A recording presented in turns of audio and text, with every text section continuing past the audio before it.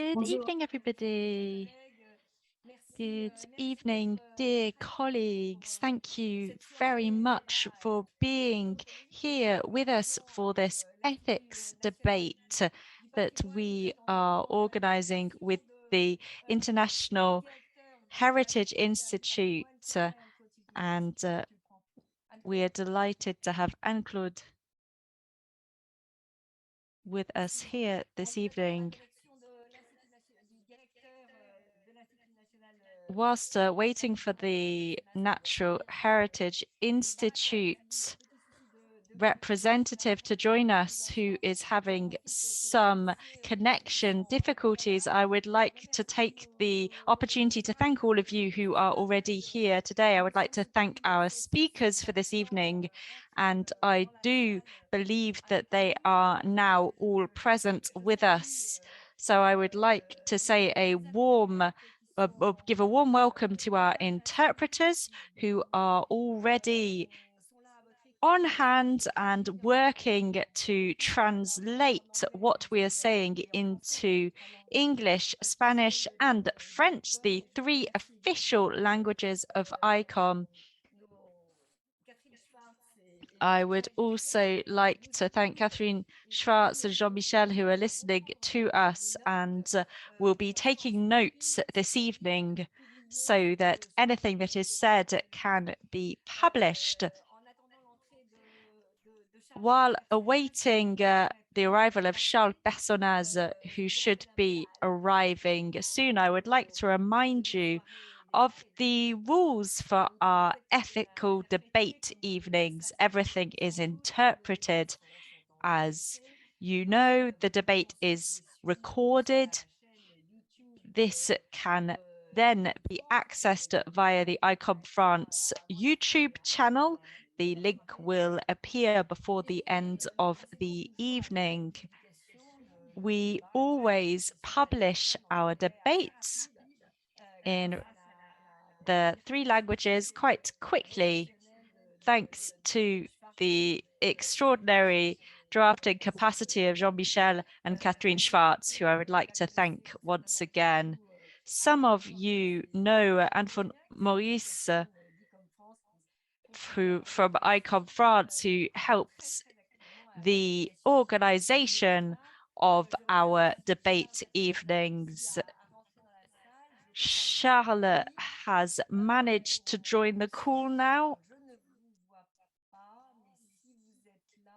If you are here, Charles Personnaz, I would like to hand over to you immediately to open our session today.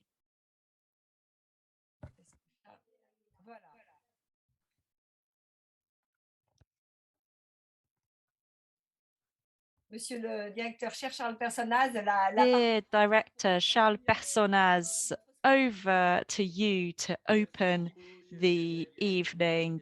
Thank you very much, Juliette. I do apologize for the few minutes delay that I had in arriving. Can you hear me correctly? We can hear you. We can hear you. I do apologize for my tardiness this evening. It was difficult to connect to Zoom with the address that I received. I would like to make some opening remarks. Thank you very much to ICOM France, Juliette Raoul Duval, and the entire team for the quality of their reflection in order to prepare the fruitful debate that we're going to have and the themes that have been chosen for each session. This evening, we wanted to address a few weeks before French presidency of the European Union the issue of if there is a Europe of museums, and to think together through a number of experiments about this issue. For a century and a half, museums have been at the heart of Europe. If you go to any European city, you can see that alongside places of workshops, there are monuments of power, monuments of economic prowess, but also concert halls, universities, high schools, and museums, which constitute European culture, whether it's Latin, German, or any other European culture. We can see through the very landscape of Europe that the idea of museum is integrated in major cities and then in smaller cities. And now there is a true network representing all territories and nations. These collections have been open to the public little by little. And they have a key place over the past 2.5 centuries of museum history in Europe. This constitutes our continent and is quite unique. We know that there are collections open to the public right across Europe, and this is a very unique situation. There's centuries worth of European history that have been absorbed by these museums by reacting to the time of nations in the 19th century, the age of wars, the democratic era, and adapting to these episodes in our common history. There is a diversity of tradition in how these museums are constituted. But I could also see a community of curiosity or inquisitiveness. Perhaps we need to write the story of the history of curiosity in Europe, curiosity about ancient times that lead us to bring together collections on these times, but also curiosity for the outside world and curiosity of the public, which very soon wanted to react to this curiosity of collectors by interacting with their collections.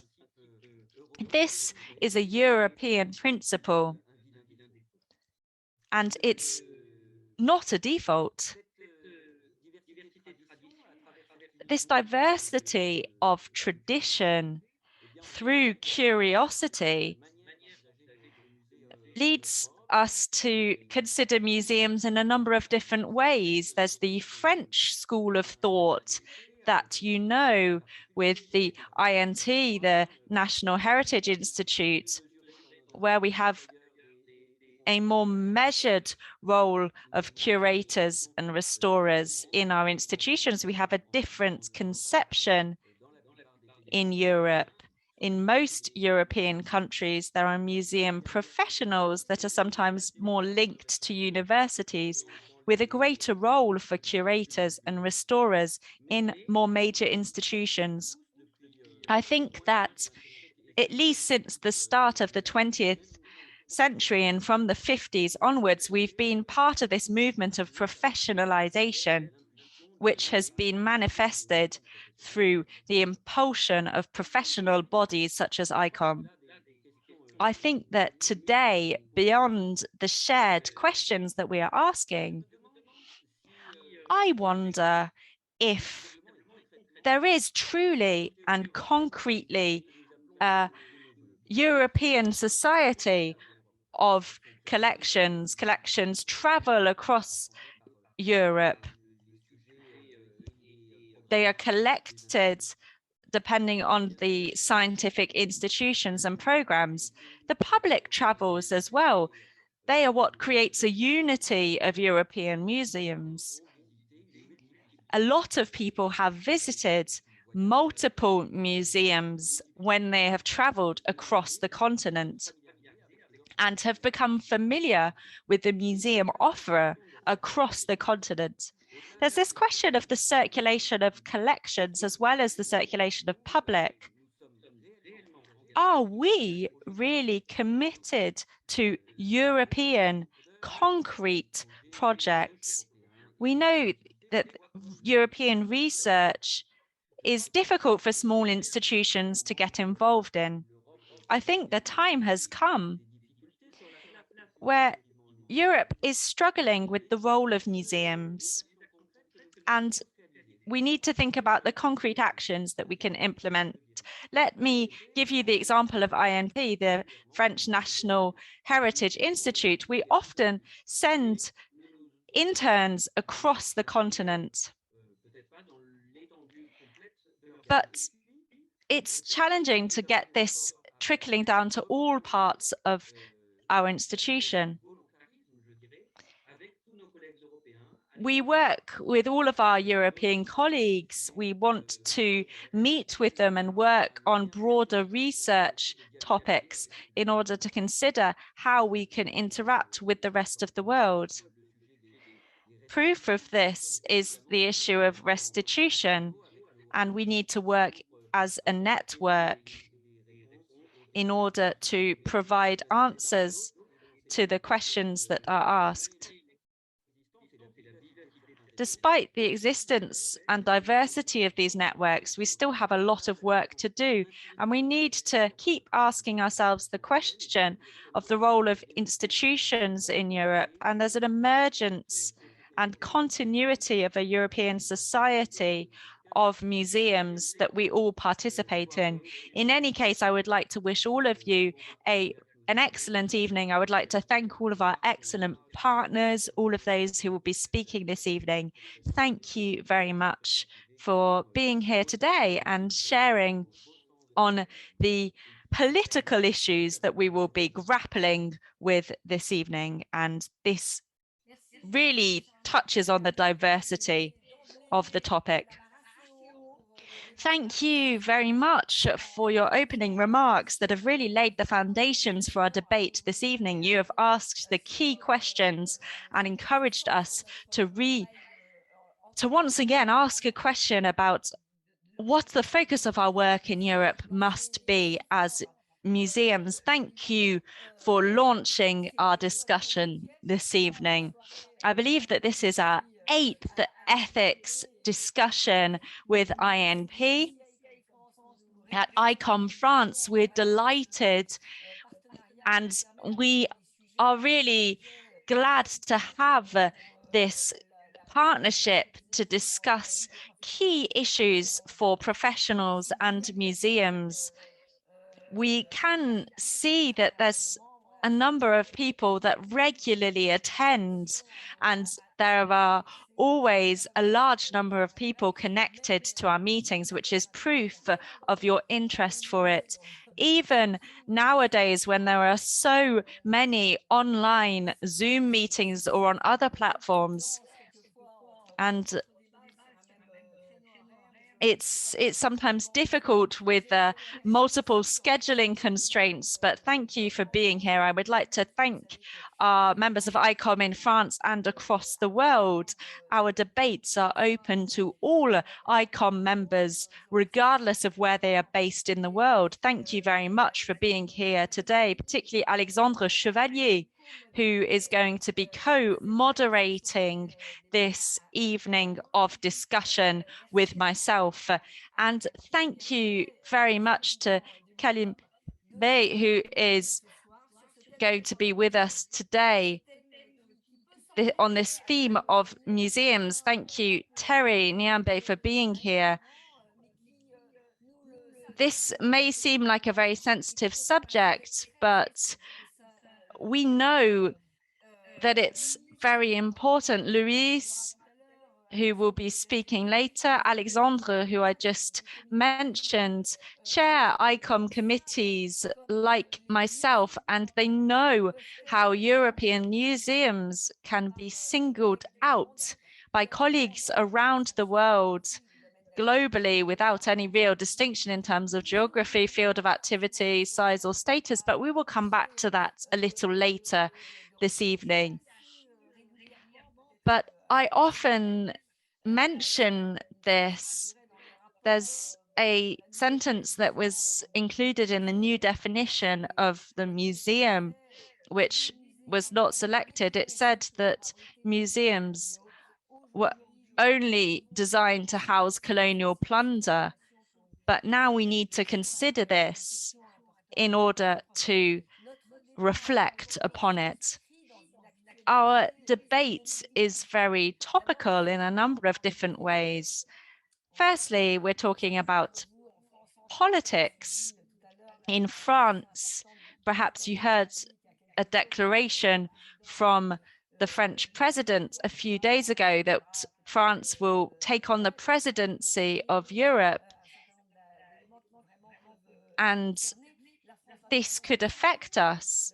It is now our turn to have the rotating presidency. For our non-European friends who are here with us this evening, this procedure may seem a bit strange to have a rotating presidency that lasts 6 months. And then it will be followed by Czechoslovakia, the Czech Republic, sorry. And it is a coincidence that we are meeting here today for our triennial conference at the very moment where our Czech friends will be taking over presidency of the European Union. And we are convinced that there will be a continuity in this handover. For ICOM, we're on the eve of important elections for the head of ICOM in all committees and alliances. I would like to say that it's a year of elections for ICOM, and for many of you who will be able to play important roles on these committees. It is also ICOM's 75th anniversary this year. It's an opportunity for me this evening to recall, to remind you all that the Louvre Museum was the seat of its creation just 3/4 of a century ago. And you can see a commemorative film which was made in the Louvre a few weeks ago, and this is now available. Thank you to our friends at the Louvre. It was created in Paris, in Europe, jointly with the United States at the end of the Second World War. Our organization has grown from 14 to 135 countries, from a few members to 50,000. It brings together museum professionals from across the world on all continents. And I believe that being part of such a long-lasting organization of such a size is something to be proud of and happy about. But today we have a responsibility to maintain the link between us all by acting resolutely for solidarity and the sharing of skills. It's possible to do this, and it's even more crucial through the climate, political and health crises over the past 20 months. And we all now need to think about what the future holds. At ICOM, we are aware of that challenge, and we need to be able to define ourselves to ensure our unity. To come back to Europe, the Europe of museums within ICOM, Charles Bersonaz, you reminded us that Europe presents itself as the cradle of museums. Christophe Pommian says that it was born in Rome at the beginning of the 15th centuries. Others recall that Museion is the name of the temple dedicated to the Muses, which was built over 2,000 years ago on Helicon Hill in Athens. Our organization, ICOM, is 84% European in its membership. As it is the members who determine the budget of ICOM, this is its strengths and its independence, but ICOM is therefore largely supported by its European members. This impressive ratio invites caution. It's not difficult to imagine the criticism of hegemony that this arouses. ICOM is concerned about the subtle balance in its governing bodies. We want to ensure the representation of the 135 countries across all continents of the world, and the 50,000 men and women. 68% of members of ICOM are women. And we want to ensure the representation of its experts and also the very youngest members. I would like to share the message of sociologists Vincenzo Cincelli and Sylvie Octobre. The cultural world risks marginalization of its content to brandish the banner of universalism without taking into account the new concerns of young people. It is perhaps daring to ask the question of what's possible and desirable for the Europe of museums. This is the challenge of the debate to present its diversity. This is a region of the world that is very contrasting culturally, socially, and economically.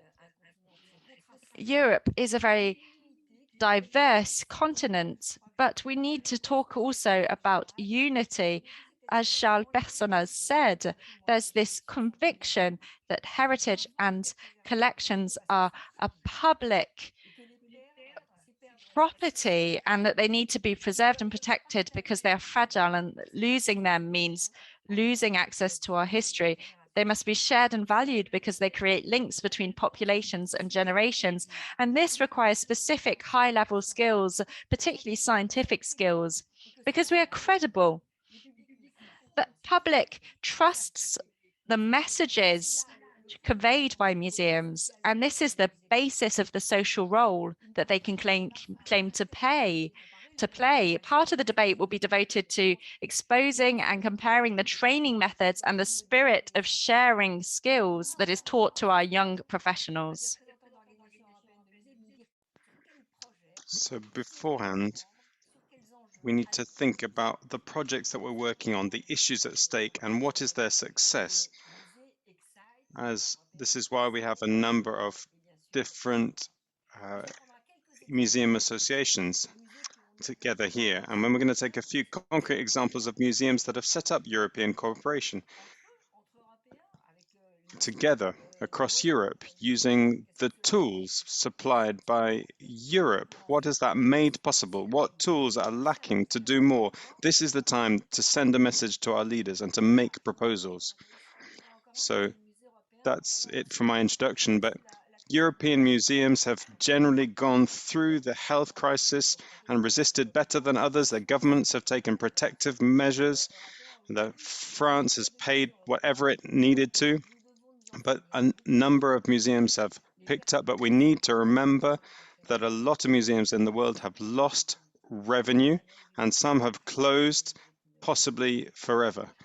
In North America, 13% of museums won't open again. European professionals have quickly adopted emerging digital innovations. In Africa and small island states, as we're being often reminded by Audrey Azoulay from UNESCO, digital is only accessible to 5% of the population. ICOM needs to act. This is the most important thing, the most urgent, legitimate thing, as has been initiated by this solidarity approach that we've had. We are aware that we are a professional organization and we have a relevant and a key role here. What brings together our members is this desire to exercise their profession, whatever their place in their organization, the place of their organization in the world, the museum sector they're working in. There is a tie here between us of skills and this desire to carry out our profession. Thank you for listening to us. I'm now going to hand over to Terry Nyambe, our Vice President of ICOM, who's agreed to speak today, and to replace Alberto, who's very faithful with us normally. Terry.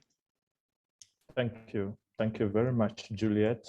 Thank you, ICOM France and INP for organizing this evening's debate. And it is, of course, as you all realize, a new situation of us meeting as museum professionals because of what we have experienced in the last year and a half, or more than a year and a half, due to COVID-19 that has set in the world. So because of COVID-19, the pandemic has affected many museums around the world, and certainly, as we have heard this evening, including museums in Europe, have also been affected. And the dialogue of how we continue beyond this must continue, and there is no better time than now to talk about the Europe of museums today, as we sit here to think about it and commemorate also the taking over of the presidency of the EU by France. We are thinking museums, and museums today, as I have already said, have been affected world over. And as ICOM, we have not just stayed idle, but we have continued to monitor to see the changing trends of how museums have been affected. And for all those that are members have seen all the surveys that have been done throughout time to see what has been happening, so that we can sit and work together to see how we can help each other, help museums that are in a more devastating situation to survive during this particular period. But as we think about museums in Europe or museums world over, but in this case, zeroing down to museums in Europe, one of the challenging things that has come up, especially in this era of the pandemic, is how do we serve the communities that we have that cannot come to our institutions physically. And this has called for digital transformation in many of our institutions. Certainly, institutions or museums in Europe have done much better than many other museums around the world. And Juliette did touch on this particular aspect, and Charles also did mention to some extent. We have challenges that are there, and others have economic impediments that make them fail to connect with the communities that they serve. But it still remains a painstaking issue that museums have to think about. How do we engage our communities that cannot reach out physically? We were thinking we're out of the pandemic, and you know now many countries have started closing down, measures have started coming in. Soon enough, some institutions, museums will be closing down. And this still comes back to us as museum managers, as curators, to start thinking of innovative ways of how to engage with communities out there. There is no expert in museums that will say they know how best to do it. Everyone is doing it in a new way. And the only way we can all manage to go through is to continue sharing this knowledge of how best we do it.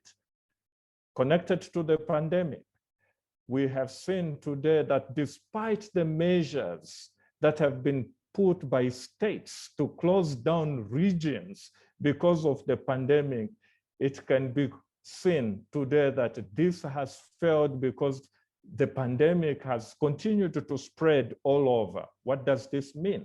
It means that as humanity, we are much more connected than we feel and think as human being or as a human race. This raises one aspect that museums must think of. And as museums in Europe must also think of, how do we continue in our institutions to have inclusivity of marginalized groups that we have? And as the population keeps growing and many social structures keep changing in our society, we are experiencing new challenges where we are. Somebody here just mentioned about not leaving out the youths. And if I think of Europe, just the pre-COVID-19 period, you had a situation of immigrants coming in, changing the structures of our societies where we live. And as museums, where have we been? What have we done? Have we created a platform for this new group that has set in, that comes to change our social structures to ensure that they are also represented in our institutions. These are things to think about as we think about Europe, or a Europe of museums today. There is another aspect Juliette just touched, and I know that we're going to discuss probably a little more. And it's one of the hot topics that is happening now. People are talking about decolonization of our institutions, decolonization of our museums. And as you well know today, decolonization is a broader topic, a broader aspect. There are many things that we can talk about. The way we deal with things in our institutions, the narratives that we express, that we put out there for the communities that are there. We come to the collections. Of course, that's where maybe the hot buttons are, where people are now claiming for restitutions and repatriation of collections that may be in institutions in the global north, and people need them or are asking for them in the global south. This, as museums in Europe, we have to continue to dialogue with each other, to dialogue with our colleagues who are fellow museum professionals and nationals that are in the global south. And we can no longer continue as institutions to put such hot issues or topics aside, but we must bring them in the center and discuss. Of course, there is no one better way of dealing with these issues. And as I know from my very little experience in the museum world, but I also know very well that to find solutions, we must discuss these issues as museum professionals, not only as Europeans, but museums everywhere, so that we can find solutions that are amicable for both parties that get engaged in this particular dialogue. There is another aspect that as museums in Europe must continue to think about. And this is an aspect of collaboration between our institutions.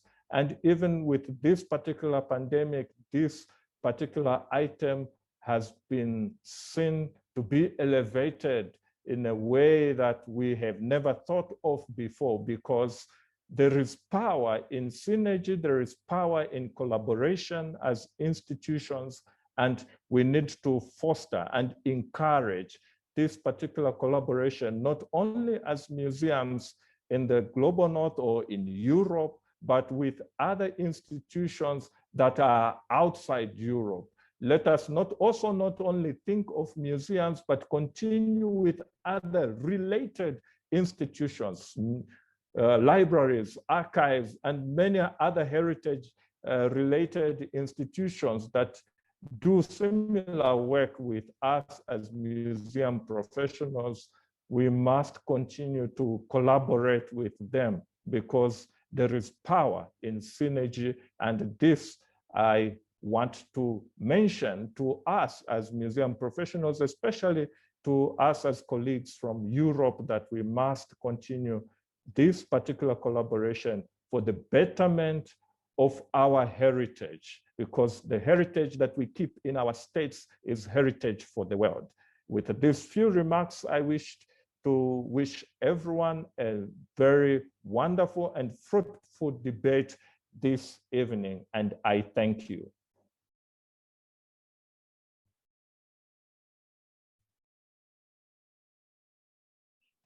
Merci Terry. Tu viens de nous dire avec Thank you, Terry. These are serious words, a serious tone that focuses on the key issues that are being debated within ICOM at the moment. And I think a number of our friends who are with us today will be thinking about your strong message, and where you're telling us that we need to discuss and debate these questions among ourselves, between professionals. And I think here ICOM has a key role to play because ICOM brings together its different members and encourages dialogue. So thank you for this very important message that we've heard from you. So we're now going to be able to launch the first part of our evening together after this strong message and also having heard from Charles Personnaz. So we have asked a number of people from European museums to talk to us about their activities. So we're going to start with Luis Saposo, who's our friend from Portugal and president of ICOM Europe.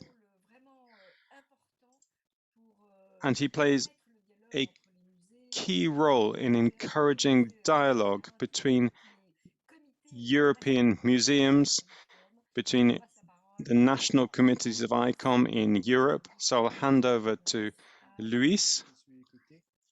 Can you hear me? Can you hear me?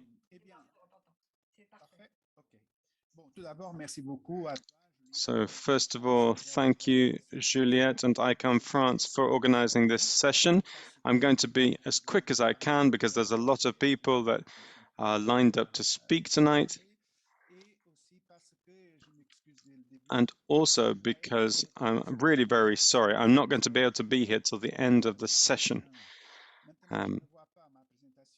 I can't actually see my presentation right now.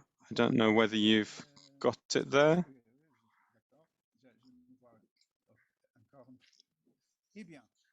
Tous mes diapos, ils sont en anglais. J'essaierai de parler en français. My slides are all in English and I will be speaking French. So I hope that this will help everybody to understand. I'm president of ICOM Europe, and we represent around 50 different countries from the Atlantic eastwards. There are conferences, seminars, and positions and common statements. There are issues and themes that we talk about. There is a lot of cooperation and alliances with the Caribbean, like Latin America. We've had a number of different projects together because we have a lot to learn between the different ICOM regions globally. I'm going to talk almost solely about measures in Europe and about our cultural heritage in Europe. And I'm going to give you statistics which unfortunately are somewhat out of date. As a member of the governance committee that has been formed in ICOM for research, our priority really needs to be to get statistics on museums across the world and our different continents. We really need good analytical data in order to give us food for thought. I'm now going to continue with the next slide. I'm going to be asking 2 or 3 questions to encourage reflection. Firstly, what do citizens think about cultural heritage, including museums? Next question, please. Next slide. This was answered a few years ago. These are the most recent data from 2017. A lot of people think about the European Heritage Year. There's a lot of interesting statistics here. You can see the number of people employed in the EU cultural heritage sector. The sums invested, and what's very important is the generation of jobs. 26.7 indirect jobs are generated for each direct job in the heritage sector. This is much more than the automotive sector, for instance. Next slide, please. And the Eurobarometer, which was carried out on the request of the European Commission. We need good statistical data. This was the first Eurobarometer on European cultural heritage. It was very interesting. Let me show you some of the data.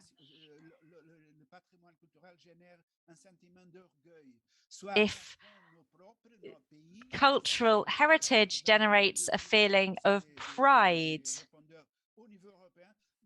so this is not just about one country. So the lighter colors are actually about Portugal. So if you just look at the darker colors on the slide, it's talking about your pride in the historical heritage of Europe, other people's pride, the quality of life. 71% of people say that cultural heritage improves people's quality of life. A sense of belonging, a sense of being together, this is 70%. The importance in terms of diversity, when looking at the potentials of cultural heritage, we have 80%. Dynamism. You can see the numbers, I don't need to say them out loud, but dynamism. And this is very important because around half of Europeans say that there's no common culture, or they say that there's only a shared Western culture. 35% think that there's a shared Western culture. That 75% think that there's a shared European culture. So we're very attached to our national culture, but that doesn't mean that we don't have a view of the importance of shared European culture. What is the importance of cultural heritage for you? 84% think personally, community, 87% for your region, 91% for your country, 80% for the EU. Would you like to know more about Europe's cultural heritage? 68% say yes. And here, this is some very impressive data. I'm just trying to give you food for thought here.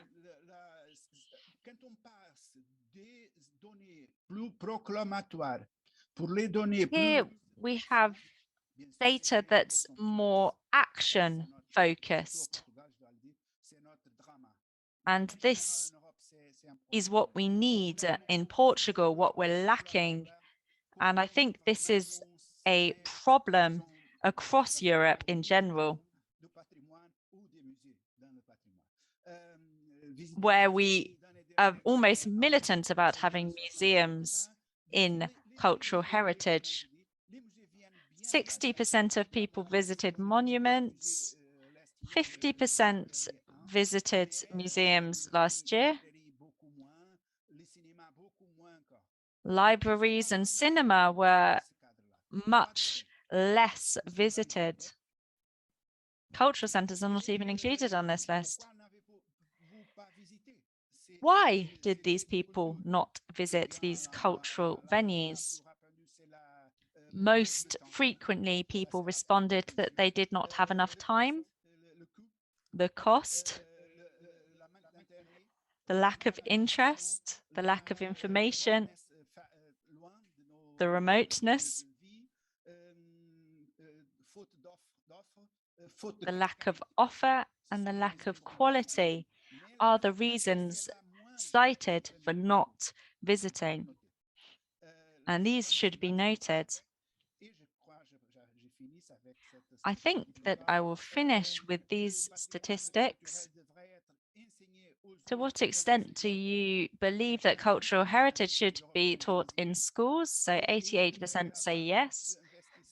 And 74% of people believe that public authorities should allocate more resources to Europe's cultural heritage.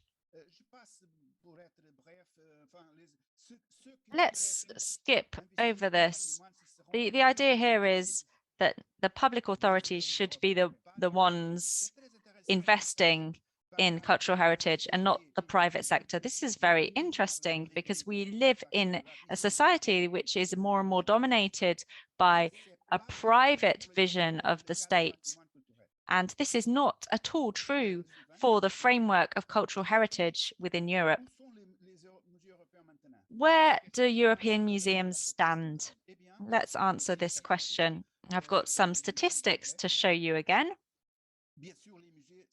Museums are the largest and most widely territorial spread network of cultural institutions in Europe. So they're most dense in Europe compared to the rest of the world. They are more dense in Europe than in the USA. You can see the latest UNESCO inventory. This is not complete. Europe represented almost 42%. If you add Europe and the US, then it goes up to around 60%. In the EU, this is old data, I do apologize.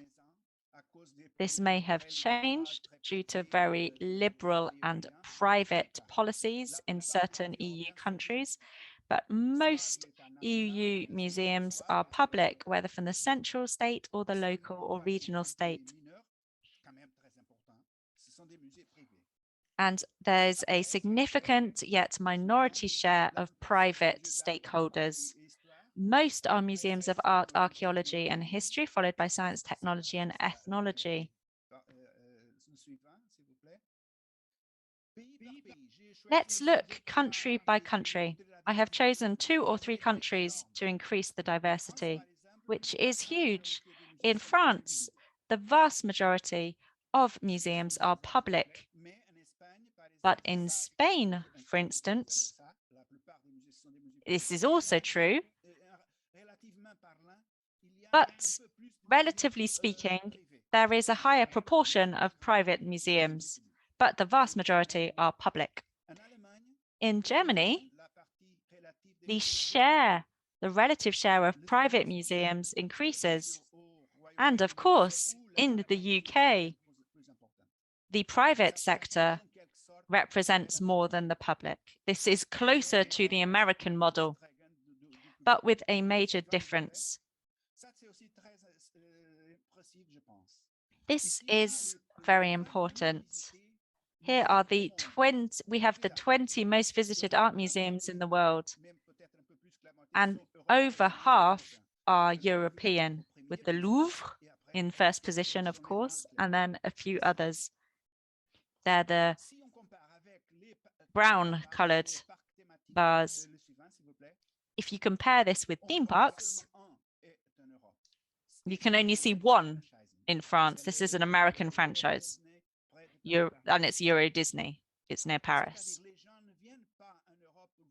People do not go to Europe to go to theme parks. They want to see monuments and they want to go to museums. Let's look at the final question. What professionals and stakeholders appreciate most in our European museums? I would like to suggest something, and I'd like to talk about the European Museum of the Year Award. I analyzed the 40-year history of this award. Since 1977, right up to 2017. So what characteristics were most appreciated in awarding the award? There's a limited world of museums. It requires, there's a criteria saying that museums need to have been created or renewed in the past 3 years. The vast majority of European museums do not enter into this category. Let's see these cumulative graphs, so adds year on year. So history museums have been the most appreciated. In terms of museums, the museological functions that are the most appreciated are curatorship, followed by education, and research is lower down the list.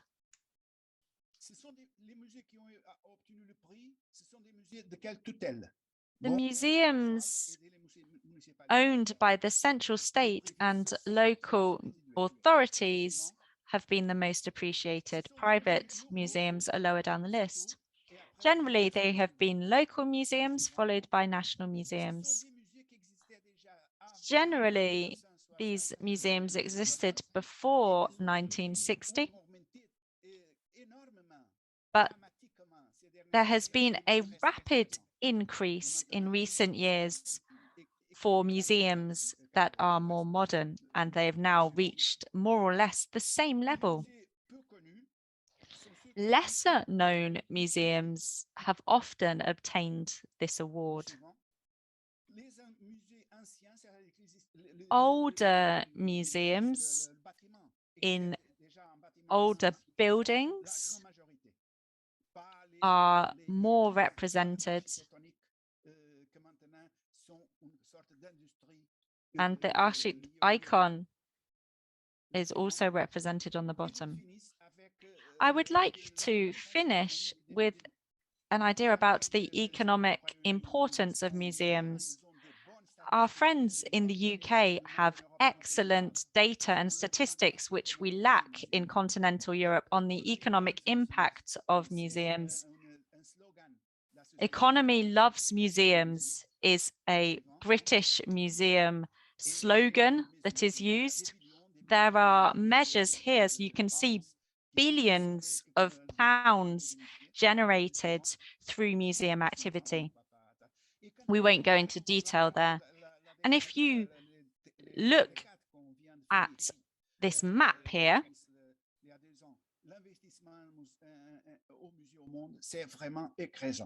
which shows investment, we have 250 billion US dollars. According to Global Economists, this is the contribution of museums. And I would like to finish with this slide. It is incredible because China says that it will be a museum power. The numbers of new museums being opened go beyond all imagined figures, and China will be at the heart of global museums by 2035. I will leave you with these statistics that will perhaps help you for the rest of our session. Thank you.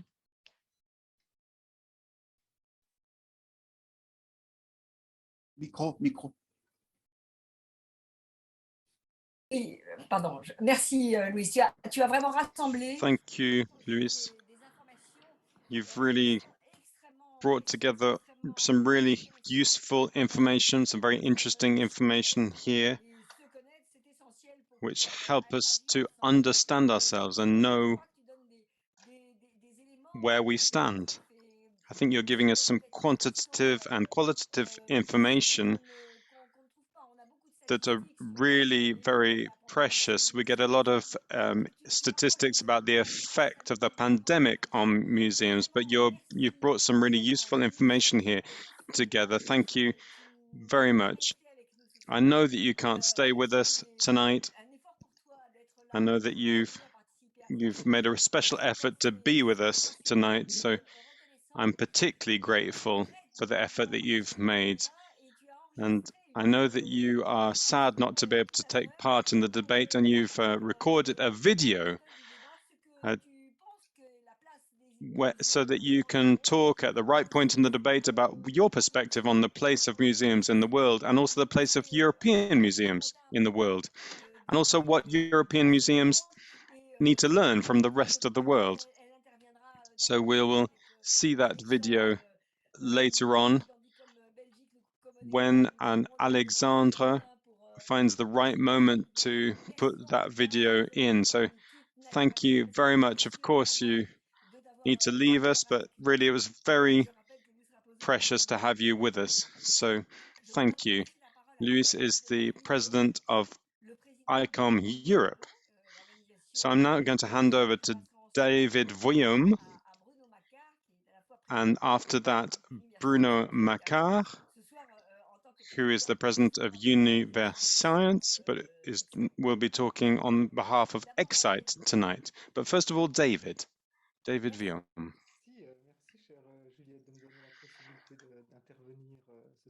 Thank you very much, dear Juliet, for letting me speak right now, and thank you for raising this sensitive question about whether we can talk about a Europe of museums. It's a question that we perhaps don't ask enough, even when and perhaps because we work at a European level. So I'm just waiting for my presentation to be seen by everybody. And we'll go on to the next slide. Just a few words about our network, the network of European museum organizations. We were founded in 1992 at the moment of the Maastricht Treaty, and there was a sense of working together and across Europe, and we felt that we needed to do that for museums. There was a real desire of professionals in museums in Europe to share, to get to know one another, to be more efficient and effective together, and to learn from one another, to have a common voice in our exchanges with the European Commission. So this desire to continue to get to know each other, to share, is still there, and it's been going for 25 years. We're an independent network funded primarily by the European Commission, and we propose a program to them every 3 years, which has always been accepted up till now. But then this desire of the professionals to get to know each other is matched by the European Commission's desire to have contacts and representatives of the museum world with whom they can be in contact. And for the Commission, they also want there to be a structuring of the museum world, and we can see this even more clearly now than ever before. There's a desire to support particular themes. There are themes that come out in particular when we make funding applications. I'm sure that you've already noticed that questions around democracy, inclusion, diversity, ecology, equality. Of course, these are themes which are very close to our hearts, but these are programs that are put forward as part of the European program. But we consider ourselves to be an independent network, and we can define the themes that we want to work on. And so far, these have always been accepted by the European Commission. So I'll just talk on the next slide about these themes. But first of all, you can see the European map with all of our members. We have 125 members in 40 countries. At the beginning, we just had national museum associations, not independent museums, but networks. Later on, we allowed other networks to join in, networks of around national and regional networks. And then we also created a category for museums. This is brand new. It wasn't in place 3 years ago. We created it at the request of museums. And I think it's important to underline the fact that we see more and more museums that are working and thinking as European players. There are very few of them, fairly few of them, that are going to become members, but we already have 64 members of museums who are supporting the network because they feel that they are European players. The next slide is to tell you about what we do and what we've identified as the key aspects for the European museum sector. We represent museums. We support cooperations between museums. The third thing is that we observe the museum sector and we share best practices, data and comments. And we also organize thematic training online and also physical events and meetings. We have a quite successful training program. So I'm going to come over these 4 aspects and talk about the key challenges we've identified. So first of all, there's the representation of the sector on European issues. We are asking politicians we invite politicians to do internships within museums.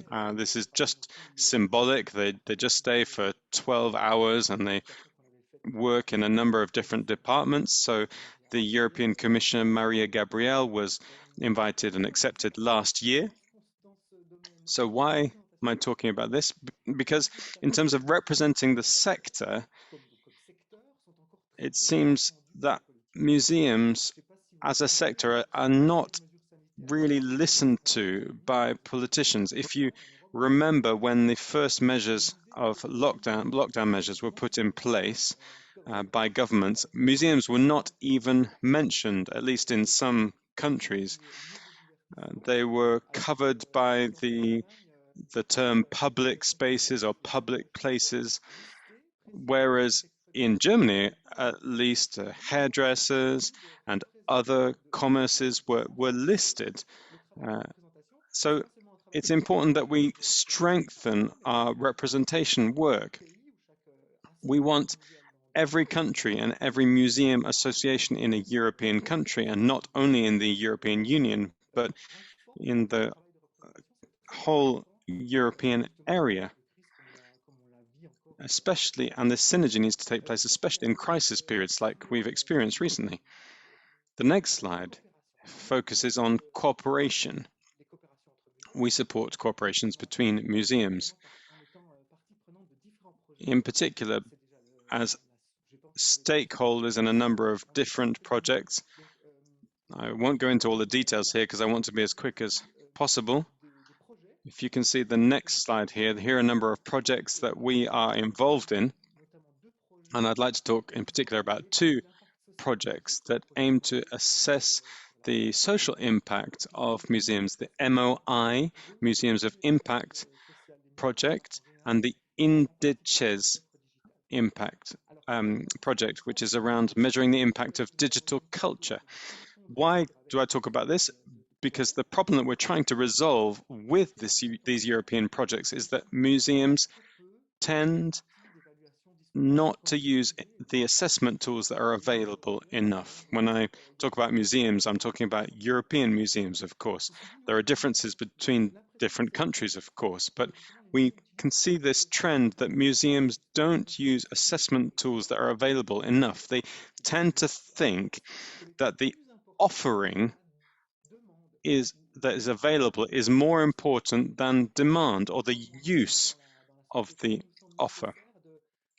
But it seems to us that we need to remind museums that they need to understand their audiences, they need to be able to adapt, and they need to invest in what we call institutional agility through committing to an assessment process. The third area that we work in is sharing. And I could talk about two publications here on the next slide. There's a practical guide that you can see on the left here, a step-by-step practical guide for launching European projects and requesting funding. That's a really complicated process, and it will always be complicated. There's a lot of European programs at the moment, but this is a very practical guide for helping museums of all sizes, and regardless of their funding capacity and their staff levels, to make requests for funding from the European Union and various funding programs. And the other publication is to do with the social responsibility of museums. It is actually the summary of three conferences that have been organized during the three last presidencies of the European Union, in Germany, in Lisbon, and then in Slovenia, in order to show a continuity in terms of the presence of museums in the different presidencies of the European Union. That's been the case over the last three presidencies, and we hope and trust it will be the same, and I think it will be, with the upcoming French presidency of the European Union. Now I'd like to talk about our survey work following COVID. This is a way of sharing the information that we have. I'm sure you've read some of our surveys. I won't go into all the details, but just one aspect on the next slide is these figures that are actually a bit concerning, is that since reopening, museums are needing a lot more time than we expected to see visitor numbers hitting the same levels as 2019. You can see that still a lack or reduction of 20% down to 75% in terms of visitor numbers. This is an open question because we're not yet out of the crisis, but we're going to be observing future developments very carefully because these figures do concern us a little bit. The fourth aspect is the aspect of training. We organize continuous training modules online and also physical training. We do this every year, and there's a high level of demand, and we have a waiting list. We've never cancelled a single training session. Here are some of the training courses that we've organized online this year on a whole range of different themes. The problem that we've identified and that we're trying to resolve is that continuous training is not actually developed enough in Europe. Museums need specific knowledge, particularly now that they need digital skills, and organizational development needs to be continuous and organized. And continuous training is a key here. And so over the next few years, we're going to be continuing to develop resources around these areas. The question of continuous training is not just a museum issue. You know that the European Commission has surveyed 60 million Europeans who are underqualified for to avoid exclusion. They do not have enough qualifications to avoid exclusion in the coming years. And so the European Commission is putting in place a lot of training so that social exclusion doesn't take place for these people. So we're wanting to develop continuous training. And so we think it's also very important in that framework to work on continuous training around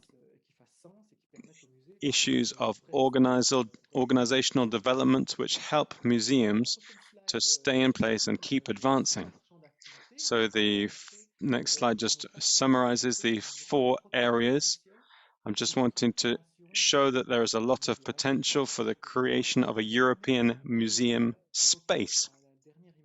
And just to round off, I'd like to talk about a theme that will probably be with us in the coming years. In museums, it's the theme of sustainability.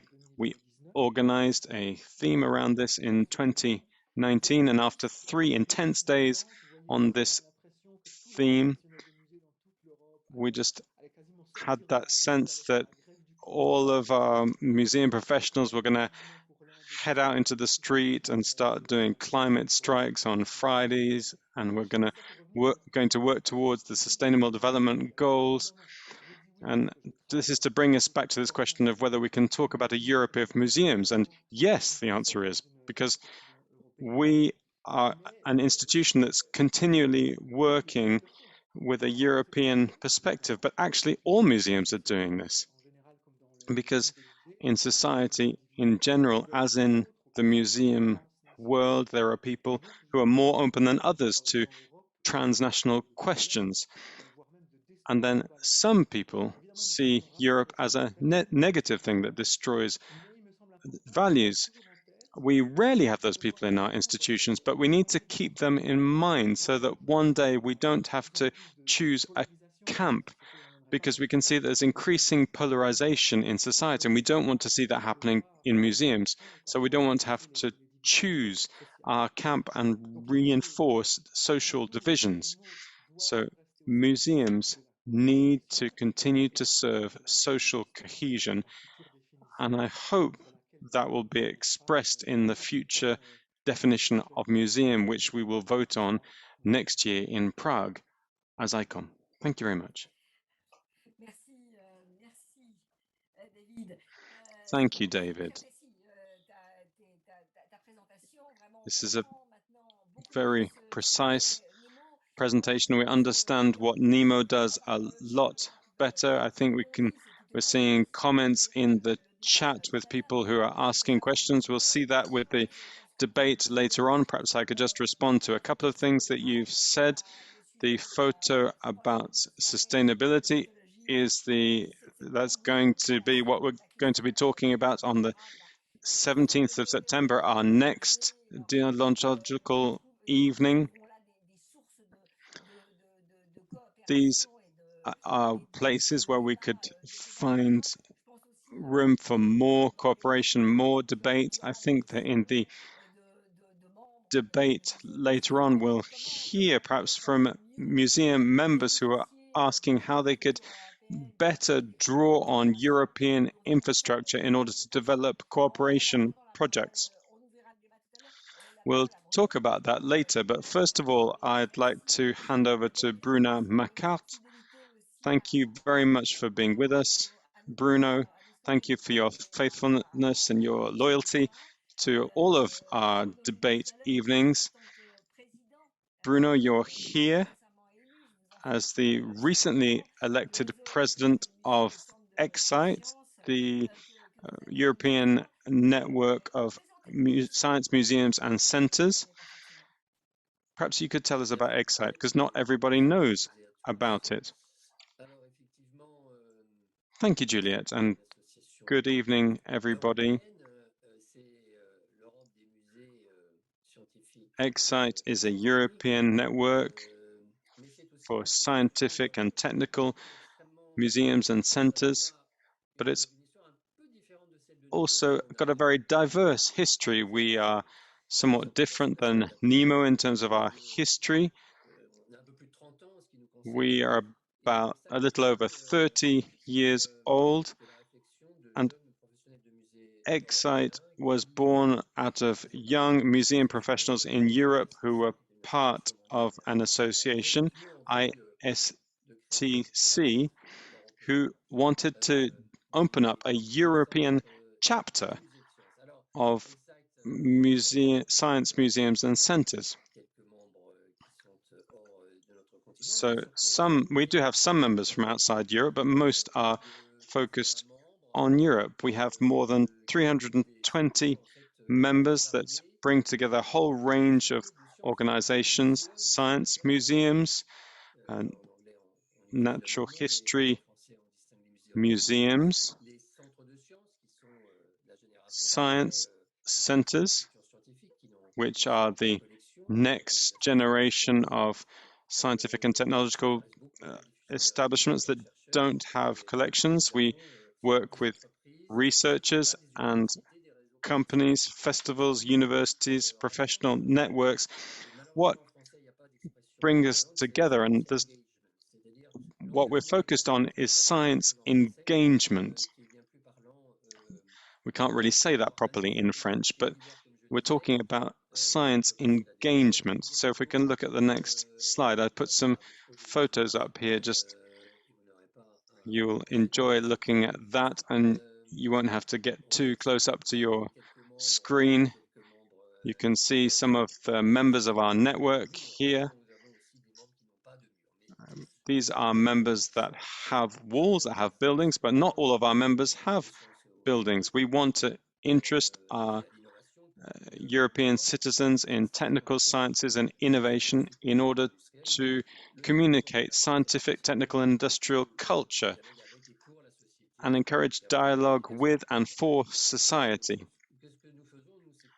We talk about the world today, and we also talk about the world of the future. We have about 40 million visitors in our institutions every year from all around the world. So, as I've said, a number of museums don't have anything to show, but they do it very well. Others have collections that are in place, but what we show is accumulated knowledge, science, and we demonstrate a corpus as well as a scientific method, because that's just as important as the results it produces, because it's non-authoritarian and it's based on trial and error. Sorry. So we are a good metaphor of what a Europe of museums could be. We're very diverse, but we have common values. And perhaps the second point I could say is that we are shaped by Europe itself and our institutions. L'Europe des musées de sciences, c'est d'avoir celle qui So, a European of museums and of science is to have shared values, one of which is being open. All issues are our own, and there's multiple ways of looking at this. There's so many questions to ask about the future, about humanity, scientific knowledge, and we need to talk about what is affecting the world today and the world of the future. There's no priority of issues, but the metaverse and new technology, and what will be the role of museums in the metaverse, the climate crisis, biodiversity,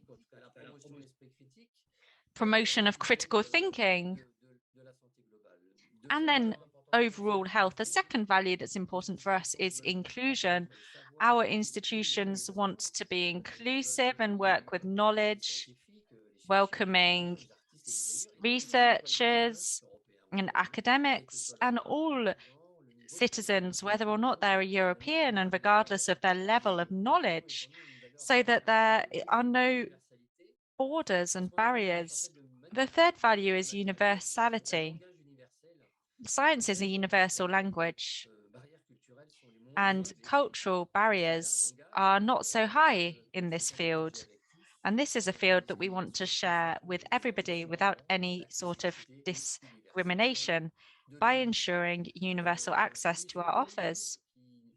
One of our shared missions is that we intend to work on making our public and our institutions of a higher capacity, so empowering them to a certain extent. We want to give them the means for thinking and putting into context what they can hear and what they can see. We want to give them the keys to be themselves, to be citizens where they are, the people they want to be, by helping to increase capacity. So one example with vaccines and COVID is that museums have engaged in this communication between research citizens and institutions. And many museums are now vaccination centers. And having vaccination centers in science museums makes perfect sense. David spoke about this and Juliette mentioned it. We have a priority mission as science museums when it comes to sustainability. We need to be sustainable institutions. How could we have an exhibition on the Anthropocene without considering the issue of sustainability? There are two dimensions to this very important debate. Like all museums, it's travel, the travel of our visitors that leads us to emit CO2. So we would need to have no more visitors in order to stop our CO2 emissions. And we have decided to think about what we can do. Like you have been doing at ICOM, Juliette, we work with businesses that work in the fossil energy sector. How can we work with entrepreneurs on these issues? Should we allow these companies to sponsor us, for instance? You can see what's happening in London with the Science Museum. And in France, we also need to think about this. I do not have the answer, but it's a question that is very valid. Other common values can be seen in shared projects. The European Union has made a number of tools available. David talked about this.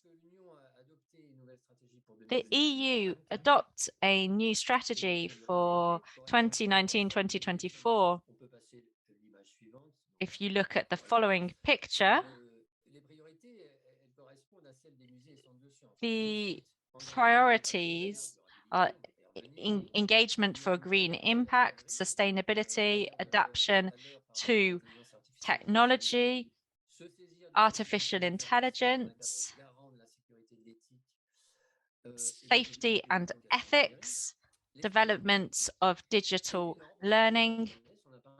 And we talked about young people earlier, and on the 14th of October last year was the first European Day of Young People. And this is a natural thing to embrace in science museums. And the EU and the European Commission have launched a number of programs, Creative Europe in 2013 for cultural and linguistic activities, Erasmus Plus.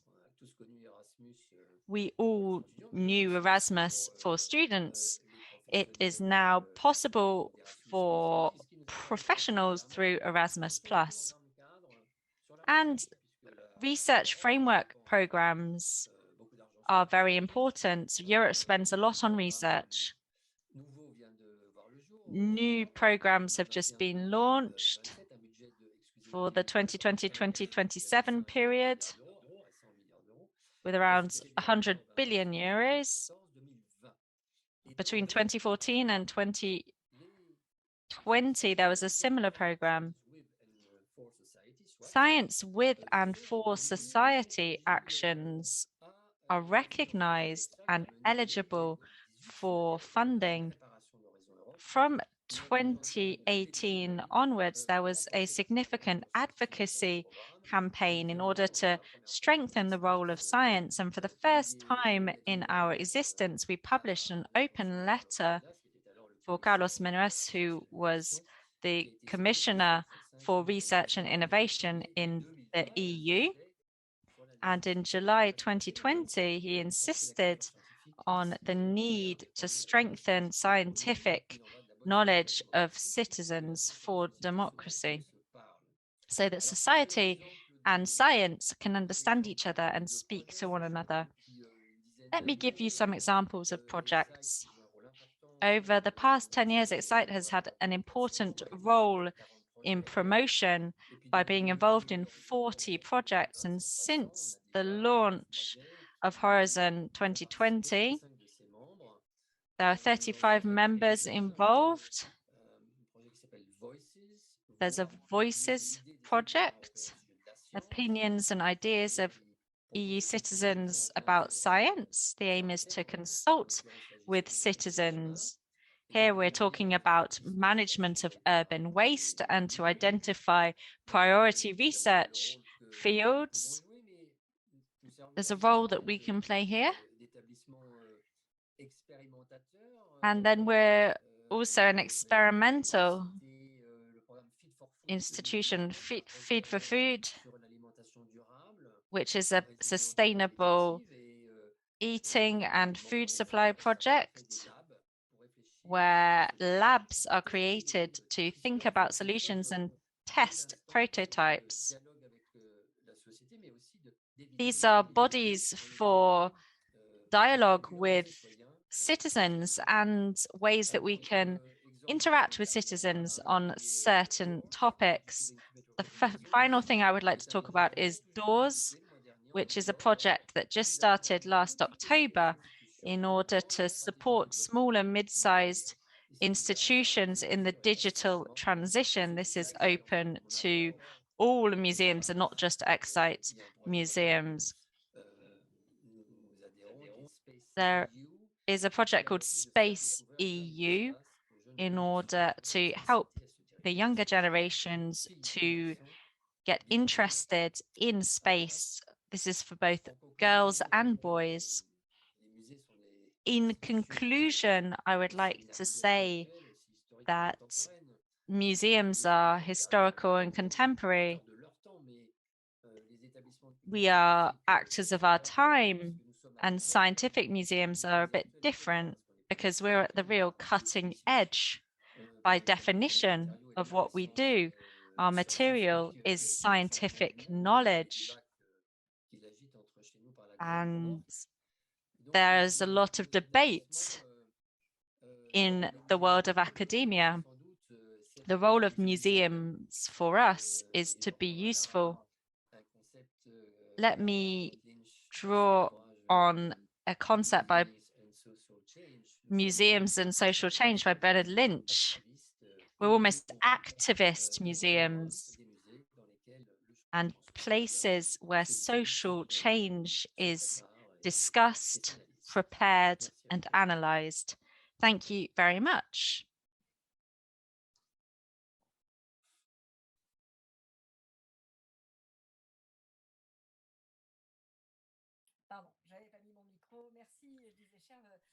Thank you very much, Bruno.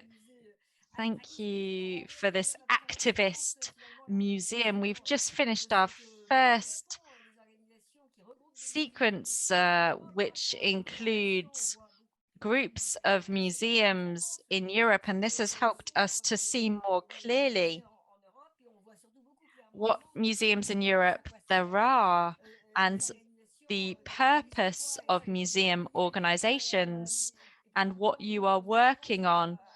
So thank you to our participants. One thing that is important is to find out how to access your organizations. People may want to ask questions. Perhaps at this stage, we could have some questions. I can see some questions in the chat. Let's have a short period of debate if there are any questions here before handing over to Vincent Droguet from the Ministry of Culture in order to talk about a Europe of collections and then hear about what is being prepared, what is in the pipeline for the presidency of the European Union. Let me look in the chat, how can science museums be made long-term and viable in the long term?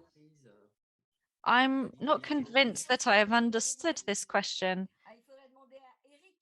Eric Dokvada asked this question. Perhaps you could be more explicit in what you mean.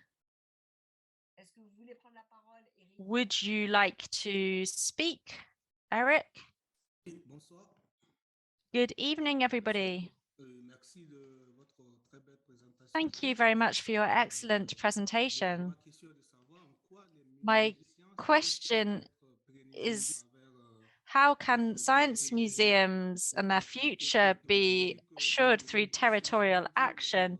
Nowadays, science seems to take priority over society. So how can we align these two things? Allow me to respond as simply as possible. Many science museums were born of researchers committed to exploring various themes. The origin of science museums are quite different. There's less this effect of a collector's museum. These are people engaged in mainstream education.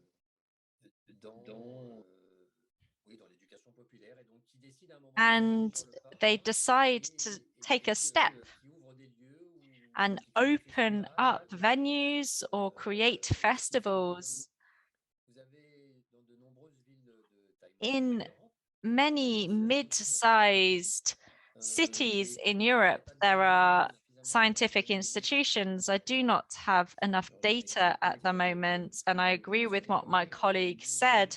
We need to do better on that. But I wonder if this network of scientific cultural museums is not somewhat different due to our special history, where we have groups of scientists or teachers, enthusiasts who decide to create a structure. In France, some museums are very old.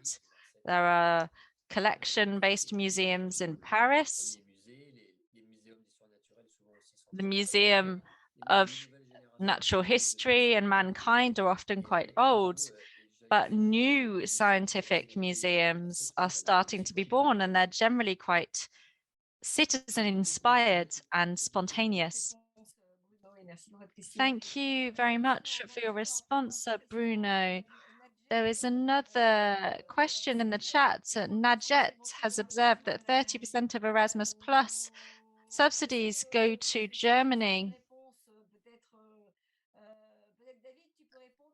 David, could you perhaps answer this question? This is perhaps beyond the scope of our debate this evening. I would like to be very precise. I'm looking for the result of a document that we published in 2019.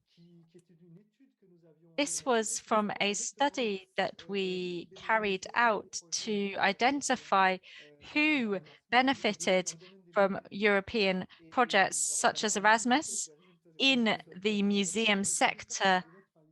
What I'm going to do is add a link to the chat so that you can identify this study. If I recall correctly, Germany is number one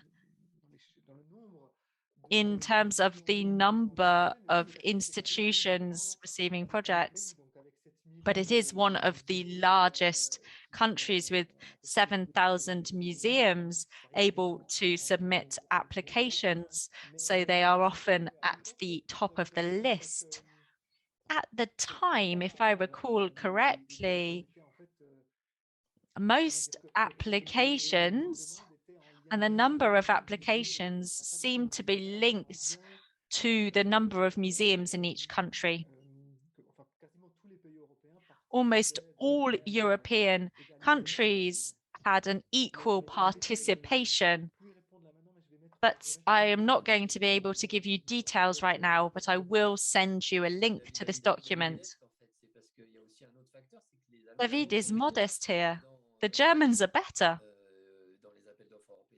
in European calls for projects. The French are not good at this in any sector. Some countries are better than others in this exercise. This is quite a unique exercise when responding to European calls for projects. There are a number of different factors. Germany is a large country, but we do know that there are other factors, and at Excite, we look for members in order to suggest that they respond to European projects in order to counterbalance the lack of experience. If you're in the third year of a European project, you're going to be stronger than if you're in your first year. Bruno, you are very right. I know Germany very well. I've worked there for 4 years now. It is true that in Germany, there are specific positions for funding through European projects in most museums. There are specific positions because they're better organized, but also because most projects in Germany need to be financed by third parties. The general museum budget, which is available for a crisis, but it is limited to basic activities. So if there's an exhibition or a project that goes out of this normal framework, funding needs to be identified. So in France, there are very few positions available for funding. This is very important. It's not just about the culture of museums, it's the culture of calls for projects. And this is something that can be learned, and we often say this. French professionals are not extremely drawn to this culture of responding to calls for tender or calls for projects. It's not something that we like doing, and we complain that we do not always have a rate of return that we would like. You are right to say this, and this adds something interesting to our debate. We need to think about how to help museums to develop projects, or at least find partners with whom they can work. David, this is one of the missions of NEMO in order to properly explain calls for proposals. We don't always understand them, and it is important. So thank you, Najet, for asking this question. I can see a question from Constance about the extent to which museums can strengthen their links by becoming more European. I think that this is a very important question that we will address in the second sequence later on in the evening, because we are now going to hear experiences of cooperation. Let me look at the final question from Baptiste. How can we ensure greater European collaboration to promote European culture and recenter on the local scale in a more ecological approach? Again, I think we can perhaps save this till the end, unless David and Bruno, you intend to share this now.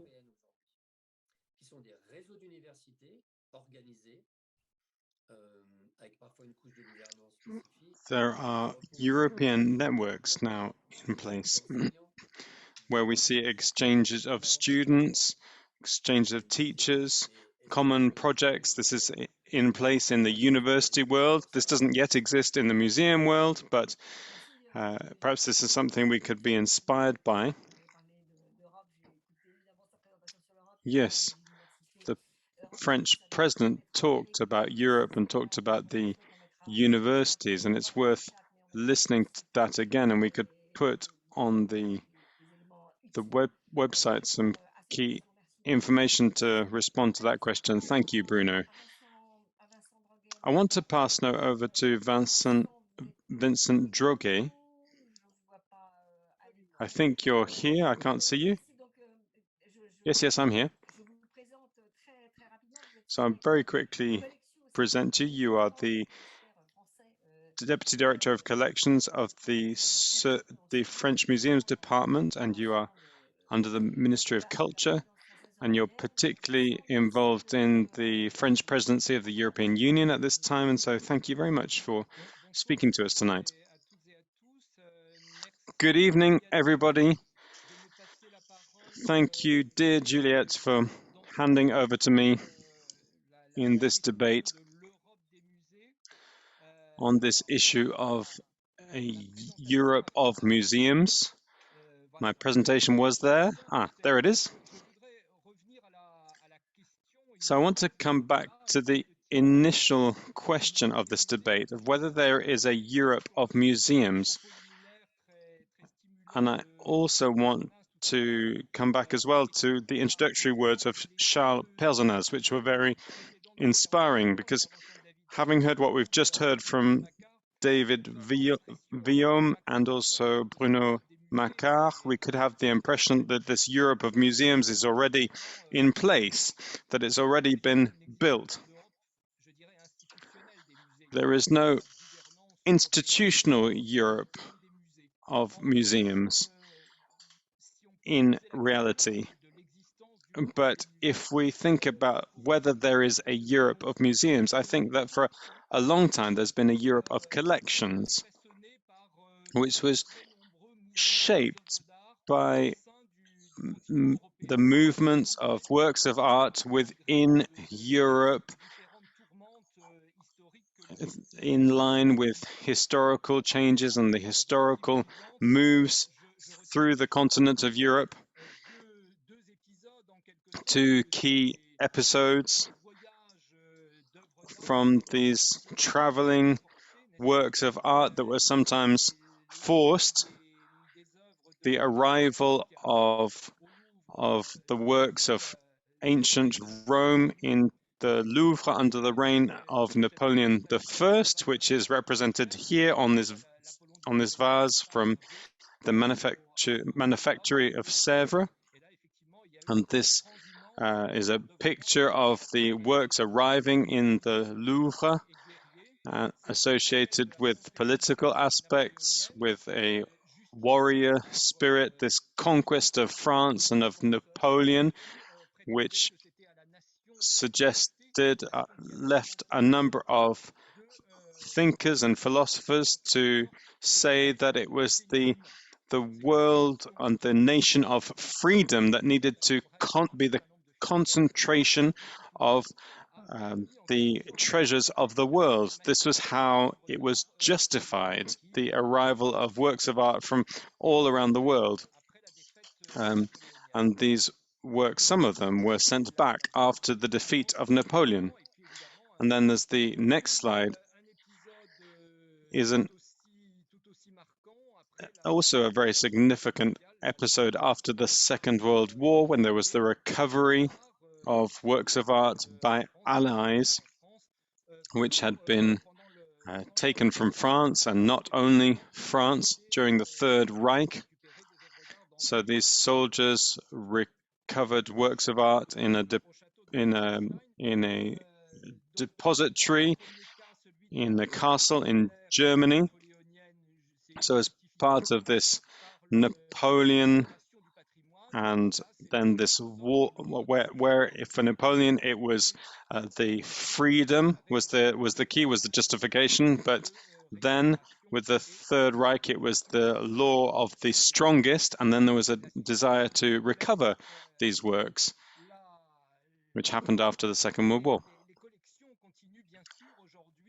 These collections continue to travel now, but thankfully it's much more Pacific, and this is testament to this Europe of collections. For example, there's an exhibition that was recently opened in Milan, which is focused on the tour that art lovers of the 17th and 18th century used to do within Italy and beyond.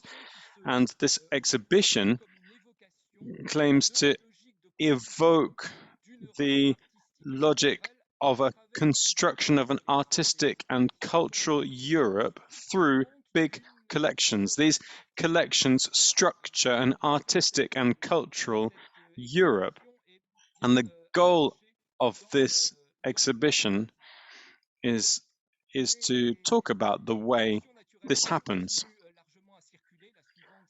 Collections continue to travel and move around Europe, and there are plans for collaboration between two countries. For example, there's a cultural exchange that is going to be put in place through the circulation of works between France and Greece, with the exhibition that recently opened at the Louvre called Paris Athens, the birth of modern Greece from 1675 to 1919.